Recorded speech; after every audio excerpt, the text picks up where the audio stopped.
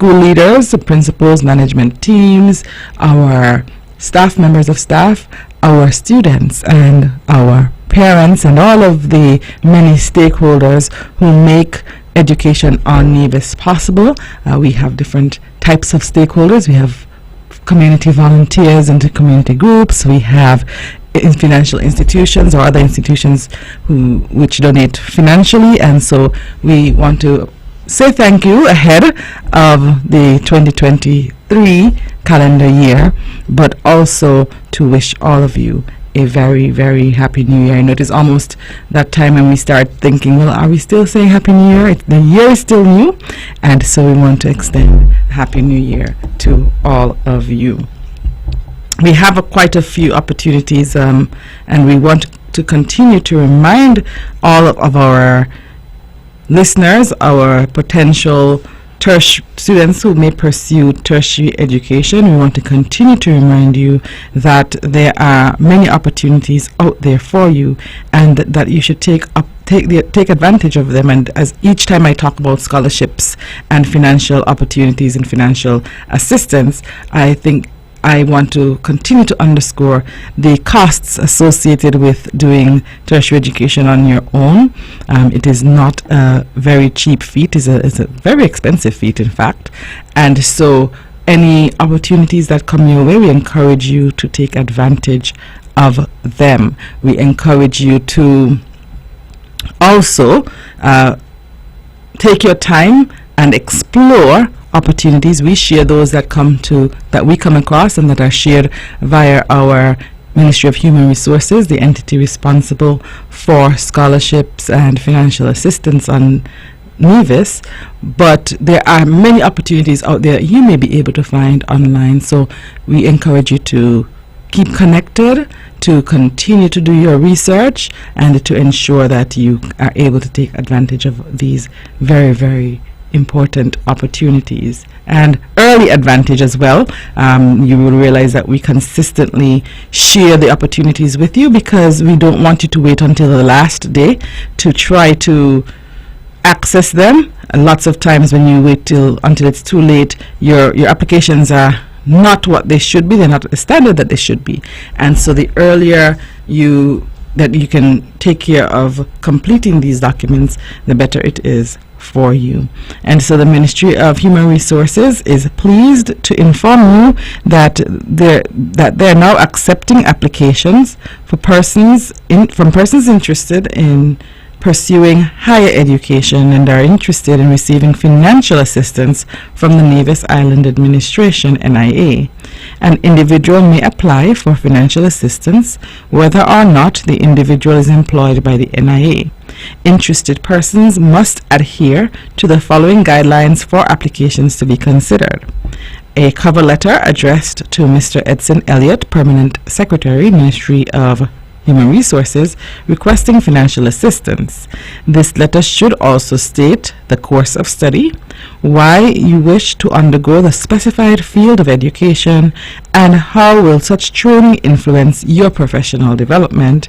How will your professional development contribute to the Federation of St. Kitts and Nevis, and the commencement date and expected duration of studies.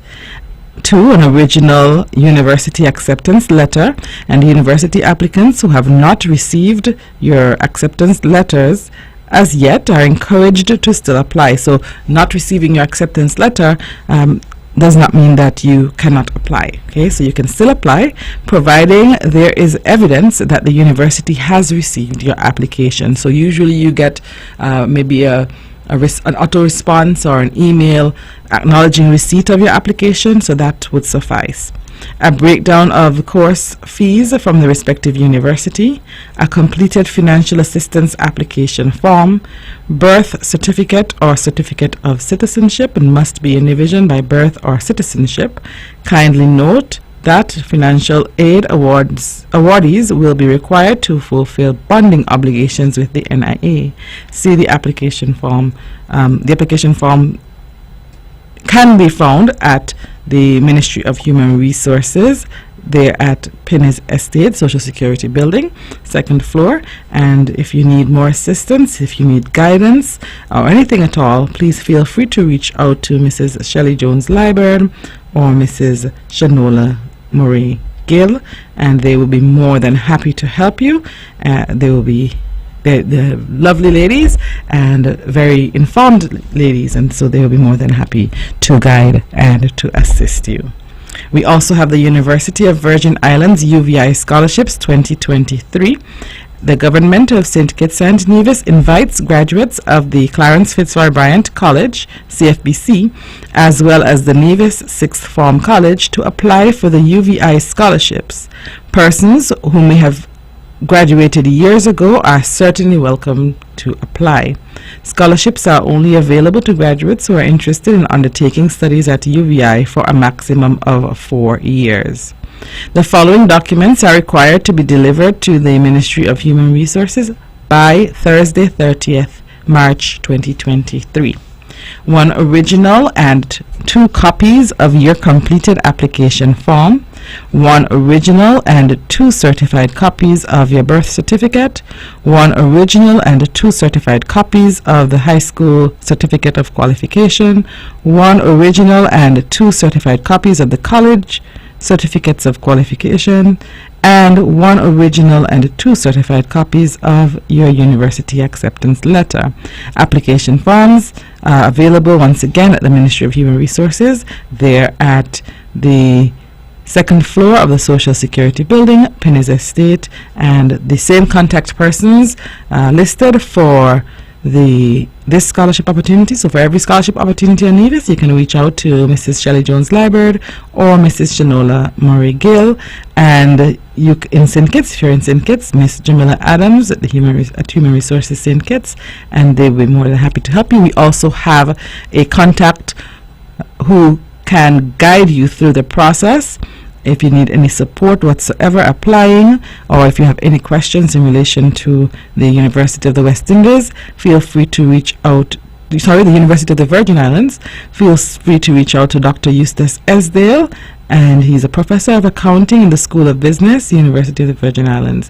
You can reach him via email at sknrecruits@uvi.edu. That's sknrecruits@uvi.edu, or you can reach him via 664-7166. So he has a local contact number as well as the email sknrecruits@uvi.edu.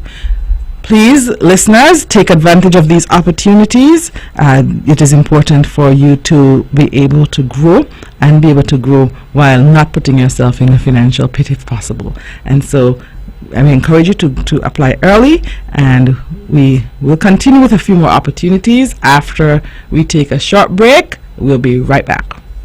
Sugar City St. Kitts, keep it sweet. Keep listening to Vaughn.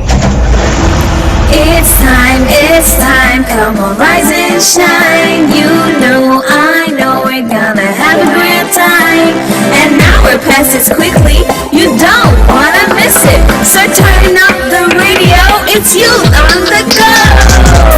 Youth on the go, whoa, let's start the show. Oh, youth on the go, whoa, let's start the show.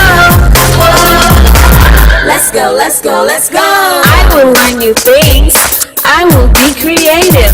Grab the gears, let's gather around, and adventure is always waiting. The storytelling is for us, and we always know what's happening. We act, we play, we dance, we sing from 9 to 10 on Saturday morning. Youth on the go, whoa, let's start the show. Oh, youth on the go, whoa, let's start the show.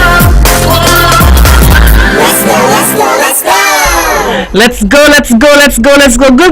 Good morning to all of our radio listeners, our viewers via Von Radio's Facebook page and YouTube channel, and welcome to another edition of Youth on the Go here on Von Radio. I'm Zahnela Claxton from the Department of Education, and we're here to share with you information, updates, activities as much as we can to help to support our students, our young people, as we know that there are so many opportunities out there, and sometimes we just don't know what's happening, we don't know what's going on, and so we are here to provide you with those supports.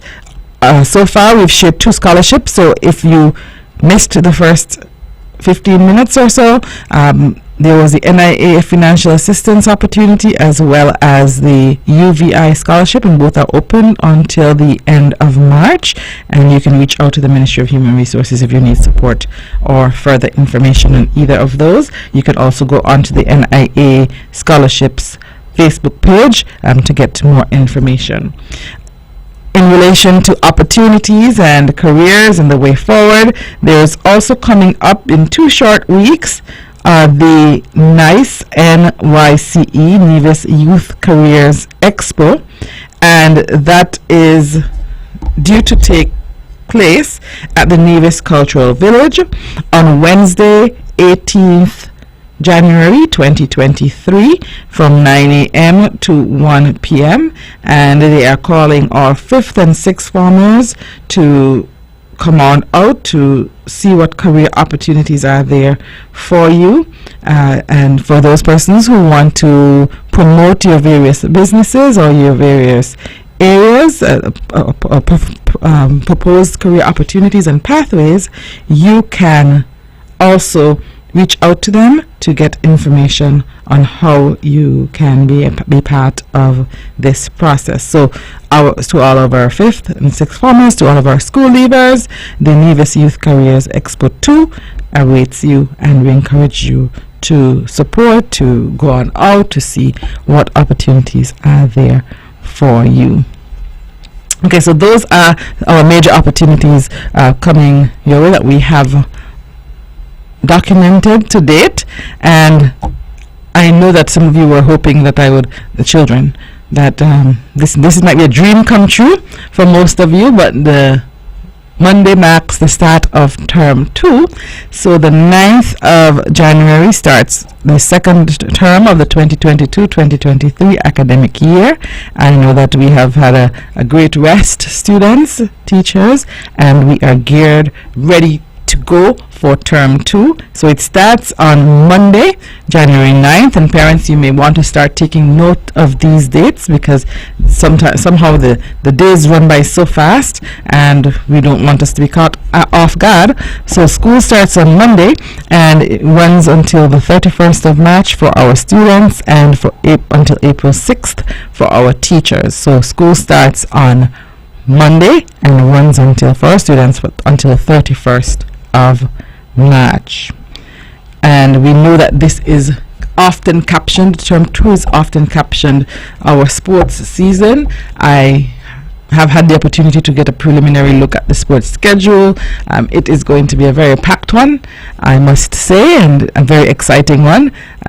We have meets starting as early as January 22nd. We have our first meet, and that meet will be hosted by the Elizabeth Pemberton Primary School. It will take place at the Nevis Athletic Stadium, and we're encouraging you all to go on out and support EPPS on January 22nd, and it is the annual anniversary relay festival, and we'll have students representing our various schools here on Nevis. We'll have the primary schools, and then we'll have some secondary school students as well doing some of the events. And so we encourage you to save the date to support EPPS in this important event, as it marks the first official event that we have for this school term, the first track and field event. So of course we wish EPPS the very best. We have about 3 weeks to go in the organization of this event, and we encourage all of you to save the date. That save the date went out sometime last term, but in case you missed it, with so many things happening, save the date. The EPPS will be having their annual anniversary relay festival coming up shortly, and then probably sometime next week I will be able to share with you, we'll start sharing out the full calendar of events for our meets for this season. We know we have quite a few secondary meets. Over the past few years we have not had the TDC inter-school championships. I know most divisions would go down for that one, so that one is on there. The Nevis High School Championship, we haven't had that one in 2 years because we had it that very a few days before COVID, before we had our first lockdown. That was the last time we had, in 2020 was the last time we had the Nevis High School Championship, so that's on the calendar. We know the inter-primary championship is on the calendar. We have Giant Malt Relay Championship, that is for secondary schools, that's on the calendar as well. We have our preschool sports meets will be back on the calendar for this year. We haven't had those for 2 years or so, some schools 3, so our preschool meets are back on the calendar. And we also have the Primary Relay Championship that was introduced last year, where some of our students went to St. Kitts to participate, and Charlestown Primary emerged the winner of that meet. So those meets are on the calendar for this school year. As I said, very exciting, very early. We have a lot going on, so just I'll give you a heads up for what's on for January. That way you know, you can document it, and you can save your dates and have them calendared. So for January, as I said, we have the Elizabeth Pemberton Primaries meet on the 22nd, the annual relay festival. I just announced that one.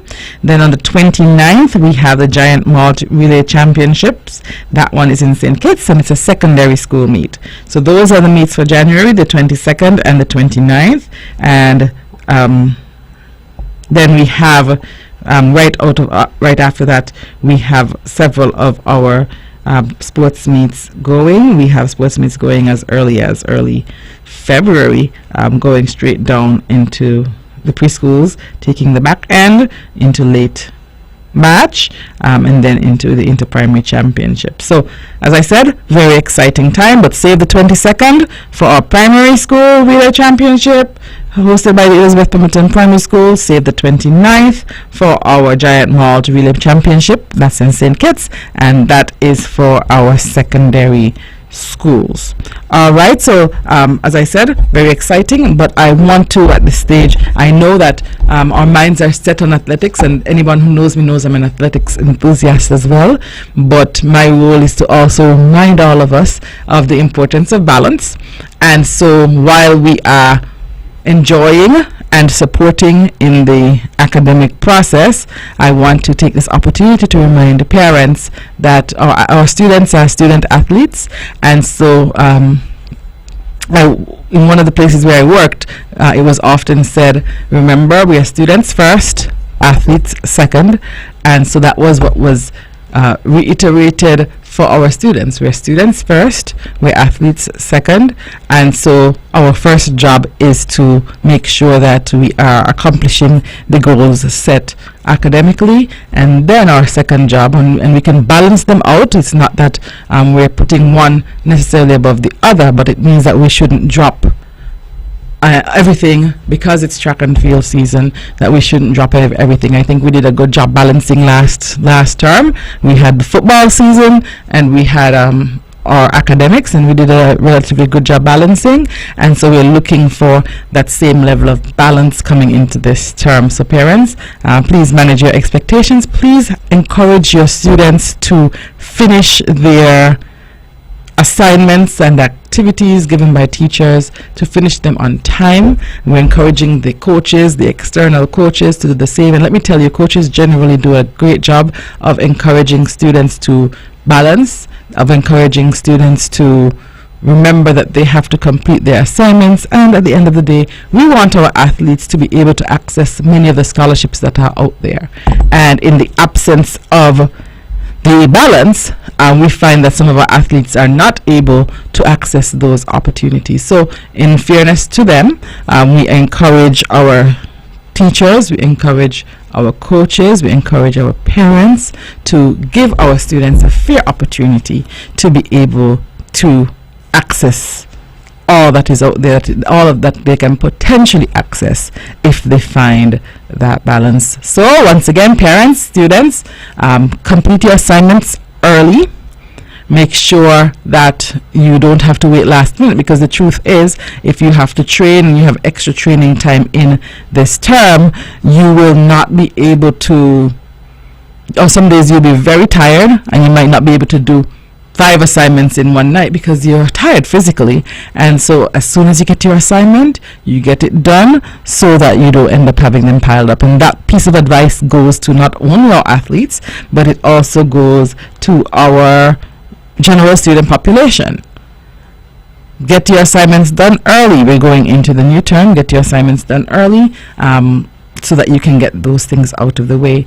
The reality is that you will have your various exams, you will have your various class tests, you will have all of those things as well happening. And so we have encouraged the schools as well to provide the balance in the day, where we make sure that we guard instructional time as much as possible, so that we do not forego the entire term, and then we realize at the back end next term that we're falling behind. That's what we're trying to mitigate, that's what we're trying to avoid, and we know that we're all partners in this.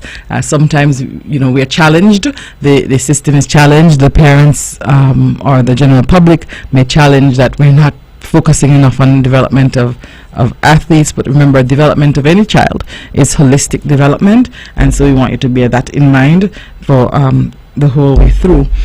Term 2 is very much also another important term for us in the system in terms of reaching goals. So as I said, we know it's sports term, or we caption it sports term. It's also actually SBA and IA term, because our grades for our SBAs and IAs have to be submitted by this term, by the end of this term. So that's why you hear me consistently saying we have to balance, we have to balance, we have to balance, because with all of the scheduled activities, we have our submissions to that have to be made to CXC, and there are no two ways around that.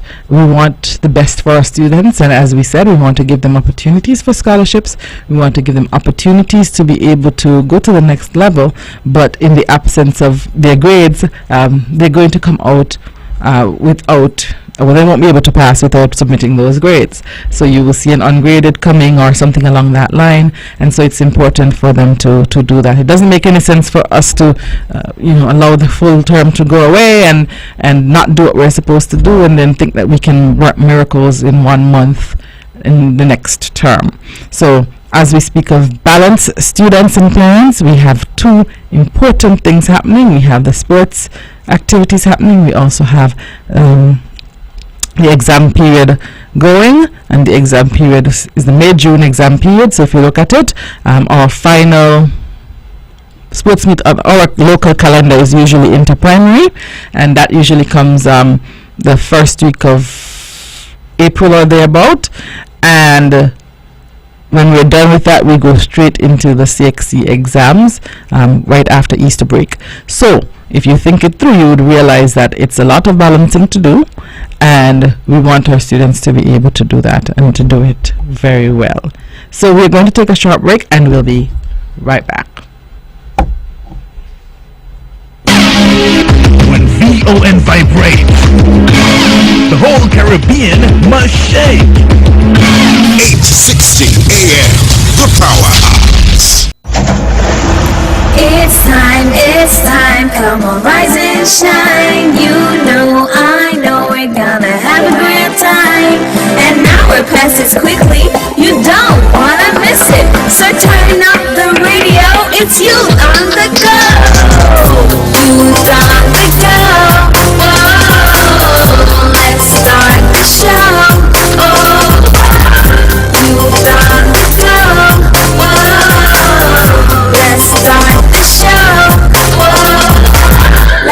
let's go, let's go. I will learn new things. I will be creative. Grab the gears, let's gather around. An adventure is always waiting. The storytelling news for us, and we always know what's happening. We act, we play, we dance, we sing from 9 to 10 on Saturday morning. Youth on the go. Whoa. Let's start the show. Youth on the go. Whoa. Let's start the show. Let's go, let's go, let's go. Let's go, let's go, let's go, let's go. Good morning. Good morning to all of our listeners, our radio viewers via Facebook page and YouTube channel, and welcome to another edition of Youth on the Go here on Vaughan Radio. We are here. We are excited. It's 2023. We have the start of the new school term on Monday. We have the start of the sports season. We have other activities happening around the sports season as well. We have our CXC submissions which are due, so our students are, most of them have been working assiduously during the break, but we have all of these things happening, and we know our students will succeed because the important thing in life is that we're teaching them and we're giving them the skills to be able to balance.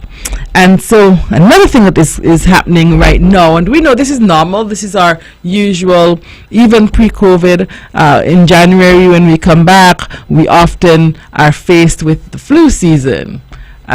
We have several persons who often come in, and I don't know if it's the change of temperature and climate. It's very rainy right now. Some persons say it's cold at nights, it's chilly, and I don't know if it's that or a combination of factors, but coming into term 2, we have year after year after year seen an increase in the number of persons out with the flu or the number of persons who are sick. We're reminding parents, we're taking this opportunity to remind parents that the expectation is the same as it was during COVID, as it was prior to COVID, when your children are sick. When we have children who are sick, please remember that they should remain at home until they are cleared, because what we do not need is a whole classroom of people or a whole school of students and teachers who are sick, and that has happened even prior to COVID. And so we're encouraging you to be your brother and your brother's keeper, to be your sister's keeper, and to make sure that you protect your child and everyone else's children by keeping them at home if they exhibit any of the flu-like symptoms. So if they have a runny noses, if they have a fever, if they have anything that seems flu-like, please keep them at home until they're cleared. Reach out, let your class teacher know, and we will see what we can do to provide support to your child while he or she's out. But what we do not need is for them to be at school with all of these symptoms being exhibited. I know sometimes it's inconvenient for you to have to manage and not be able to send your child to school because your child is sick, but know that it is also an inconvenience to us and to everyone else and every other parent when your child comes in and brings whatever the virus is, to then have those parents having to have the medical expenses and of course the expenses associated with remaining at home. So it is a domino effect, and we want you to think of your civic and social responsibility and ensure that you keep your children at home if they are sick. In like term, we will be asking and reminding schools to do the same if your child is sick. When your child comes, this has nothing to do with COVID. We're not saying your child has COVID. We're saying if there's something that's a flu-like symptom, we're going to ask the children to remain at home until it clears, so that we do not have all of our teachers and all of our children getting sick. And of course, your child would not be the only person with whom they can come into contact, but we want to do our best to keep a healthy and safe population this term. What often happens is that even in the sports term, you would realize that many of our athletes end up getting sick. Many of our teachers end up getting sick, and they're weak and they're not able to perform at their full potential. And we know as we prepare for building up our immune systems and prepare for this potential flu season, please be reminded of just some quick tips that you can use to help your child, to boost your child's immune system, and to help to protect your child from getting sick. Okay, so just some quick tips. The tips from COVID are pretty much applicable. You can apply those tips, and so I think washing your hands often, or washing your hands for at least 20 seconds with soap and water, and where not possible, when you can't get soap and water, you don't have access, please note that the hand sanitizers also can be used in the interim, and we always encourage our children to wash their hands when they get the chance. So even if they used hand sanitizers at some point during the day, we encourage them to wash their hands when they get the chance. Avoid touching their eyes, nose, and mouth with unwashed hands, and rubbing your eyes when your hands are not clean is very dangerous, because it starts the transmission of whatever virus is potentially out there. Remember, children are very touchy-feely. They touch everything. They touch railings, they touch ledges, they touch desks, they touch everything, they touch people, they just touch everything. And so they often carry many of the viruses on their hands, and so if they can avoid rubbing their hands and rubbing their nose and putting it into their and then rubbing their hands after, that is something that is encouraged, especially when their hands are unwashed. Avoid close contact with people who are sick, and that's why I said what I said previously, and that's why I asked parents to please be mindful and observant and be wise in all that you do. And we're encouraging you once again to have your children stay at home when they're sick. We encourage our children to cover their sneeze and cough with a tissue, or and then they throw that tissue in the trash. So the old days of having the head tie or the handkerchief, and you blow your nose and you push it back in your pocket, and then you blow your nose and you push it back in your pocket, or you blow your nose. And our children are famous or infamous for leaving it on the desktop, for leaving it on the chair, for leaving it on the ground, and then somebody goes to pick it up and we have issues. And so we're encouraging you to use napkins and throw them in the trash when they're done. Consider wearing a face covering when around persons or in a crowded area. And it's not that I'm saying, please do not misquote me, I'm not saying that it's a mandatory wear a mask, but I'm saying if you know you're exhibiting a little sniffle, to protect yourself and to protect others, consider covering your face, wearing a face mask to protect those around you. I know in the Asian culture, they often wear their face masks when they are not feeling well. Even if they go to work or they go to school, if they're not feeling 100% or they're getting over something, they wear their face masks. And they will tell you, I went to Japan a few years ago, and they would tell you, I'm doing this to protect you potentially from me. And so it's not a matter, and of course to protect myself as well. They would tell you that, and I think that is something that we can be mindful of and we can apply within our own context. So wear face covering where possible, especially in a crowded space. Clean and disinfect frequently touched objects and surfaces, and we want to encourage our schools to also make sure that that is being done. And then we have some students and teachers who have some chronic health issues and are experiencing some form of symptoms of the flu and virus. We want them to monitor that so that they can then be able to remain safe. Outside of the precautionary measures that you can take at school or in public spaces, there are some things that parents you can do at home to make sure that your children's immune system is also built.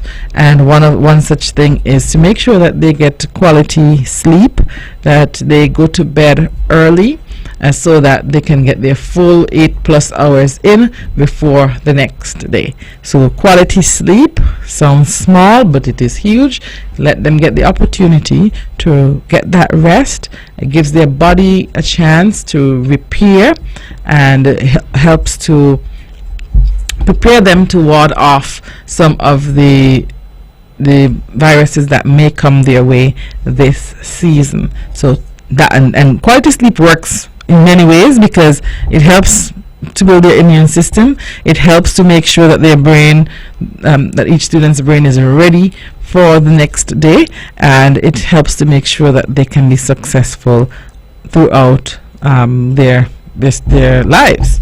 And so quality sleep, I think, is a big one. Another one is eating properly, and I think eating properly is about the same as a quality sleep in my book, because it does a tremendous job in building the student's immune system. And eating properly, looking at the My Healthy Plate approach, making sure that you have the right balance of vegetables and fruits and proteins and some small portions of carbohydrates and fats. We have that balanced approach. We're not seeing, our children are, I say this all the time, they are the noodles and sausage generation. They love noodles and sausages and macaroni and those kinds of foods. But we want to encourage you to encourage them and to introduce them to those balanced meals. And we've had several nutritionists here with us on Youth on the Go. They were able to share with us their perspectives on balancing meals and balancing our diet and all of those approaches. And so we are encouraging you parents to do that. I know that vegetables can be potentially expensive, and so there are workarounds. We can start our small backyard gardens where we have our lettuce and our tomatoes going, and that is something that can get the children, you can get the children involved and keep them active as well. That's something that they can do outside of the devices and outside of some of the time that they have, the downtime that they have, and they can get their hands in things that you don't want them to get involved in. So a small backyard garden helps them. I think it also helps children to want to eat the food, because after they've grown it, then they're more likely to want to eat it. So that's a good way to get them into the process, and many of our schools have been doing that, even to source the local school meals program, the school-based school meals program, where they try to get some of the foods from the garden, get the children involved somewhat in the process. And so when it's time to eat them, the children know, okay, I was part of this process, I was part of growing these, and I'm going to be part of eating them. And it's exciting for children to be able to do that. So eating well, eating your balanced meals is that's a fundamental tip to fighting off the flu, and of course building our students' systems holistically so that they can be able to function well. Fruits and vegetables aid in brain development as well, and so we are encouraging you parents to really consider that. I know what is easy, I know what is quick, and that's why I said lettuce and tomatoes are good for gardens, because you don't have to do any cooking. Those can be eaten like that. Another favorite of mine is string beans, and we've had string beans at various levels, string beans and carrots. Sometimes our preschoolers grow them, and they get to take care of them, and so we want to encourage your parents in that regard as well. All right, we'll take a short break and we'll be right back. From Queen City, Nevis, this is the powerhouse of the Eastern Caribbean, Vaughn Radio. It's time, come on, rise and shine. You know, I know we're gonna have a great time. And now we're past this quickly, you don't wanna miss it. So turn up the radio, it's you on the go. Youth on the go, whoa, let's start the show, oh, youth on the go, whoa, let's start the show, whoa, let's go, let's go. I will learn new things. I will be creative. Grab the gears, let's gather around. An adventure is always waiting. The storytelling means for us, and we always know what's happening. We act, we play, we dance, we sing from 9 to 10 on Saturday morning. Youth on the go. Whoa. Let's start the show. Youth on the go. Whoa. Let's start the show. Let's go, let's go, let's go.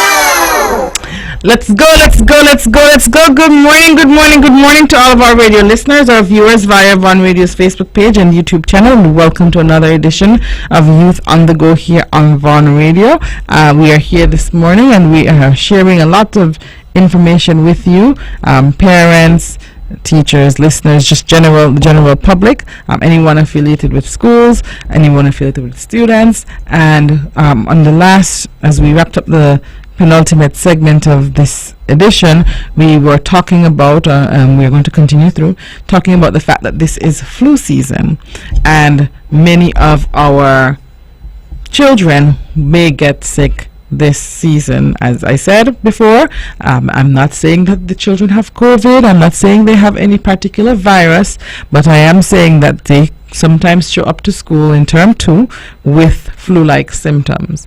And so we went through a bit of explaining how or what we can do to build their immune system, and also what we can do or teach our children to do to protect themselves during this season. Before the break, we were talking about eating properly. We talked about balanced meals. We talked about increasing your fruit and vegetable intake. And I also want to take some time to talk about boosting your vitamin C levels as well. And so fresh vitamin C sources are always recommended, but in the absence of enough, you may have to supplement or have some vitamin C supplements. We have our vitamin C tablets. Some of them are fizzy, some are chewy gummies for our children to boost their vitamin C level. Your body can only process a certain amount of vitamin C daily, so I'm not saying to give a vitamin C overload. In fact, I encourage you parents to try to see how much of the fresh vitamin C sources, and we're thinking of things like oranges and tangerines and grapefruits or citrus, lemons and limes are citrus sources. So see how many of those we can give to them. Maybe an orange or some orange pegs during part of their fruit snack, or some tangerine pegs as part of their fruit snack. You might want to give them locally made lemonade, not necessarily the store-bought lemonade, because the vitamin C content isn't as high. And so if you give them lemonade locally made, you squeeze some lemons and you make some lemonade, that is something that I know will be of great value to them, and that they will be able to appreciate, and their bodies would appreciate, as we try to, as I said, develop their palates. One of the things that I've said to our parents and various audiences is that if we do not develop a student population that is used to, or a pool of young people who are accustomed to, who have a palate for our local fruits and vegetables, we will have an issue in the coming years trying to sell these same fruits and vegetables to our students. So please, we encourage you to share this information with anyone who you, with whom you can come into contact with anyone who would need it but may not be listening, maybe at work this morning. This is all very important information for them. Quality sleep, quality meals, ensuring that they eat properly and that it is balanced, and paying close attention to those vitamins and minerals that will be able to ward off the flu, and that will be able to boost their immune systems.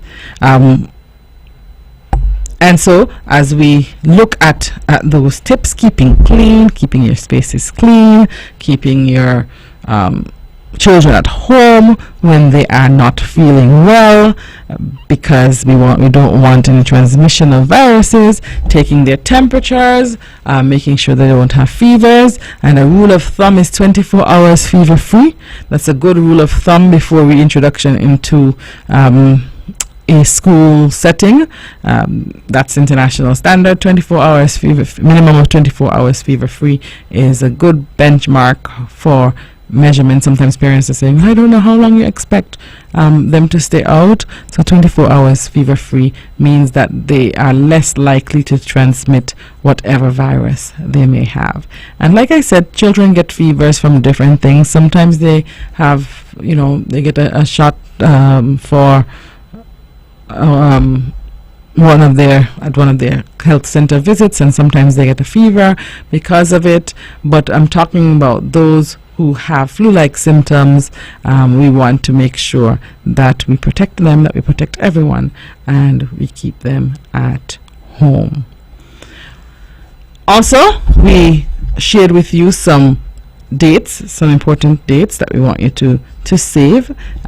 Once again, school starts on Monday morning bright and early. We are bright-eyed and bushy-tailed, ready and waiting for our children, and so we want you to have them bright-eyed and bushy-tailed, ready to meet their teachers.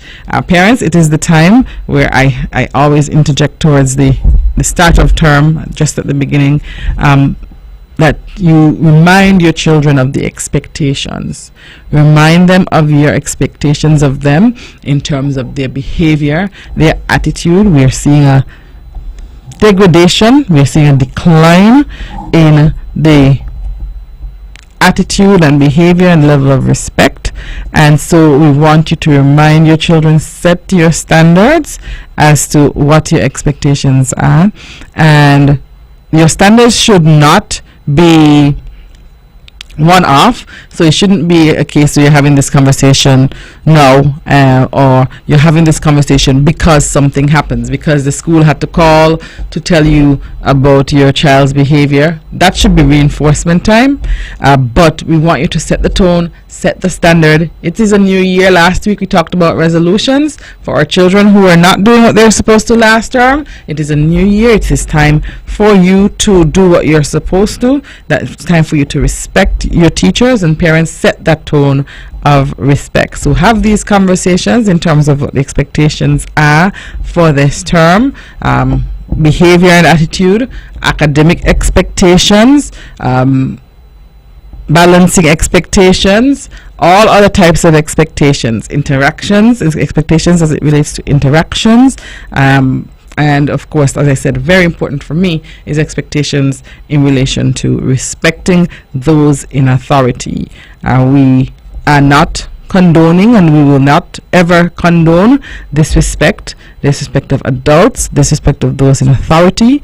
Our children come into contact with several leaders, several adults throughout the system. Those who take the school buses, they start off their day by coming into contact with the school bus drivers. We expect them to respect every adult. They come into contact with the security officers and crossing guards at their school even before they enter the gates. They come into contact with their teachers, their cafeteria workers, our coaches, and our various instructional and non-instructional staff, our various cleaners. They come into contact with many adults, and we want them to have an attitude of respect and an attitude of gratitude towards all of these persons, so that they can become holistically developed individuals. Parents, we can do this together, but we can't do this without you, because while we are trying to teach one lesson, sometimes the children are we're not getting the reinforcement on the other end, and so we want that balance coming from both ends. These are the standards, these are the expectations. So we thank you in advance for providing that support that is so well needed, and for starting off the 2023 calendar year well, and we thank you for helping us to help your child to be successful in all areas of life. Exciting term, yes. Active term, yes, but we look forward to much more, and many accomplishments, many celebrations, getting to know our students more this term, getting to know different components of our students. We just look forward to an exciting term 2 of this academic year. And just for reminder, the term starts on Monday, January 9th. It ends on March 31st. For our students, we know that Good Friday is April 7th. So the Easter break, I know some of you might be booking your vacation dates. Easter break is from the 10th of April to the 21st of April. The students return on the 24th of April. So that is how what term 2 looks like. And then I stated earlier, save the date. We have our track and field season. Some people refer to it as sports term, and our first meets are in January, 22nd of January. We see the Elizabeth Pemberton Primary School. We will be hosting their relay festival. That is going to be a good precursor to the sports season. You'll be able to, if you pay keen attention, you'll be able to see the differences between what obtains at that meet and what obtains at the inter-primary championships and what obtains at the inter-school championships later down. And that's happening, I think, in May, the St. Kitts versus Nevis schools. So we will have the opportunity, as I said, to see the growth of the students in track and field, starting with that January 22nd meet, save the date, and support the Elizabeth Pemberton Primary School. Then we'll have right after that, January 29th, the Relay Championship, Giant Malt Relay Championship, where we will have students from Nevis going to St. Kitts. It's a high school championship. They'll go down to compete in various relay events as well, and then we'll continue. We'll share the other dates with you next week or so. Hopefully during the course of the week you'll be able to get the entire roster, but next week we'll be able to share the entire calendar with you, so that I know some persons build their schedules around the sports term and around the sports calendar. We want to make sure that we have that available for you as early as possible. So we say thank you to all of you. We say welcome back in advance to our teachers and students who will be out on Monday, and we look forward to an exciting term 2 of this academic year. Have a wonderful week.